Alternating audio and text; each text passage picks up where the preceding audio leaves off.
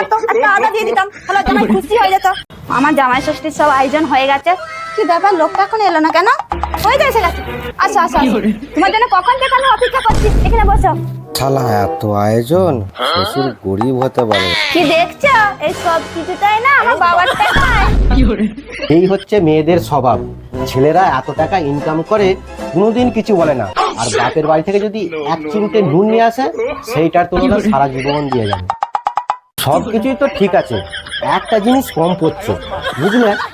কি কম আছে? এটা আম আছে, চাটনি আছে, ভাজা আছে, সালাড আছে, পায়েস আছে, পাঁপড় আছে, আর বিরিয়ানি আছে। তোমার পছন্দের মতন আমি সবকিছু রান্না করেছি। তবুও একটা জিনিস কম আছে। কি বলো? একটা যদি আদা মদ হতো না, এর সাথে খুব ভালো হতো। হ্যাঁ, কি বললে? এসলে জামাই দেবো যতই যত্ন করে রান্না করে খাও, না হলে তো মন ভরে না। ঠিক আছে, তোমাকে এইসব আর খেতে হবে না। আর মারিয়েছে গিন্নি তো রেগে বাম, আজ মনে হয় আমার খাওয়াই গেল। আমার এত কষ্টটাই বেকার গেল।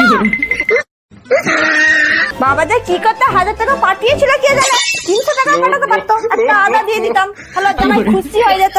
তোমার জামাই ষষ্ঠী খাওয়া কপালে লেখা নাই। এই নাও 300 টাকা, একটা আদা খেয়ে ঘুমিয়ে পড়াতে যাও। শালা জামাই ষষ্ঠী খাওয়া সত্যি আমার কপালে লেখা নেই। যাই হোক, আদা তো পেয়ে গেছি।